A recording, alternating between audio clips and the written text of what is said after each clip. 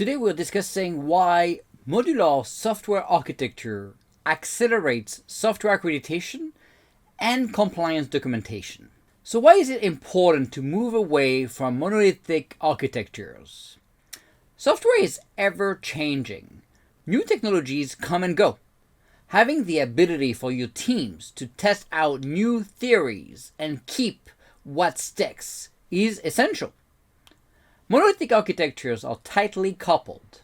That means that a change often requires weeks of testing and tight coordination between teams. Each change then requires to be added to the release backlog, and your application is only to be released as a large and complex deployment. This creates massive bottlenecks, and because of the complexity of the change, this can create tremendous risk for your software service level agreements and your uptime. This becomes a major issue for organizations that need to move at the pace of relevance and innovate. It can also be difficult to look into innovative concepts that your competitors may have already adopted. Take machine learning, for example. You often cannot embrace these new exciting capabilities if they don't integrate with your legacy monolithic stack. You want flexibility, you want options. This is why a modular software architecture is essential. It enables teams to have reusable Lego blocks or containers so that software accreditation can be done on a modular level. This means that compliance and accreditation documentation can be reused across teams and products.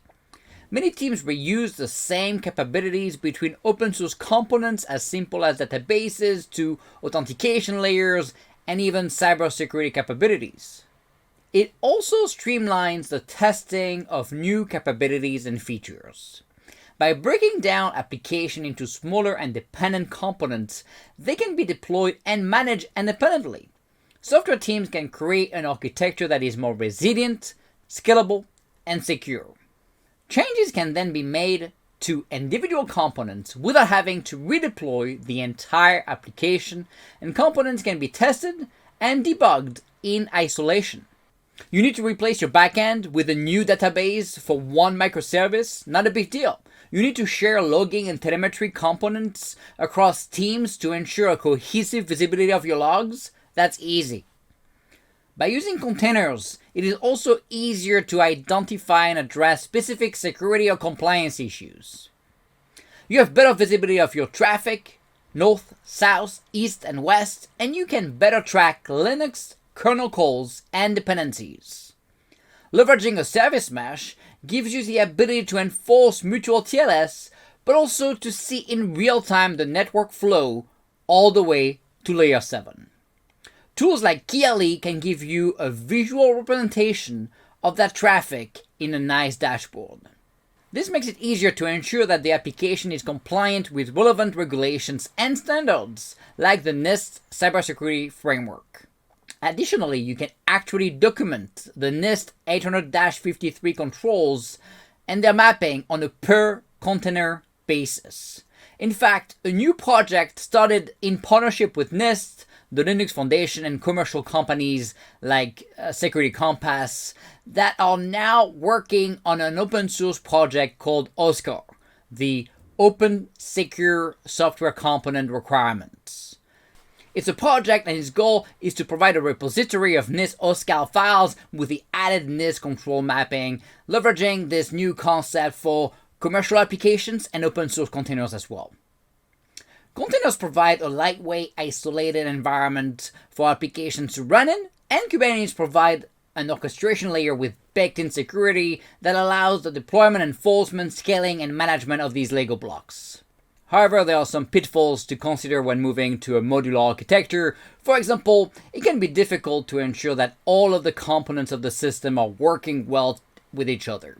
It can also be difficult to ensure that all the components are secure and up to date without the right DevSecOps platform implementations.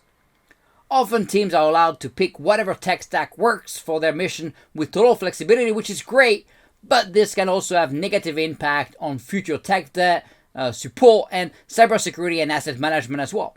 Additionally, teams often cut their mission domain wrong and end up with tight coupling or tremendous level of interdependencies, which can defeat the whole point of modular microservice architecture. So domain-driven design, DDD, is essential and has to be well understood. Finally, teams often forget to document their services correctly, which leads to adoption issues, reinventing the wheel problems, and various bugs and failures. Now, let's take a quick look at an example here with a network diagram of our new AI capability called Ask Sage. Ask Sage is a new company we just founded, which leverages OpenAI APIs with GPT, but also augments its capability with real-time data and new additional data ingestion capabilities. Alright, so here, as you can see, this is our instantiation on Azure Gov Cloud, because of course we want to serve the US government, so we deployed the application on Gov Cloud, but it could be deployed pretty much anywhere. You can see that we divided all the different services into different Lego blocks. Here you have the main chat service, the client, which is in Node.js, the user service to do login, authentication, all that good stuff, the key vault to store all the application secrets. We have a vector database to be able to store all of the additional content we're indexing and be able to query that. That's using Weaviate, which is an open source project here. Log service here is helping us log all the queries and keeping track of spendings of the different users. And then of course we have the Postgres database to be able to store the logs and also store the user accounts. As you can see, we're communicating with the OpenAI GPT API and the SendGrid API there as well. Internet traffic flows through our web application firewall and egress zero trust stack here. And then you have different communication, east-west traffic between the different services. But again, if we need to update tomorrow the vector database, or if we need to add a new service or change the technology behind maybe the user service, very easy for us to do that because of the modularity of the services, and of course very easy for us to add new feature.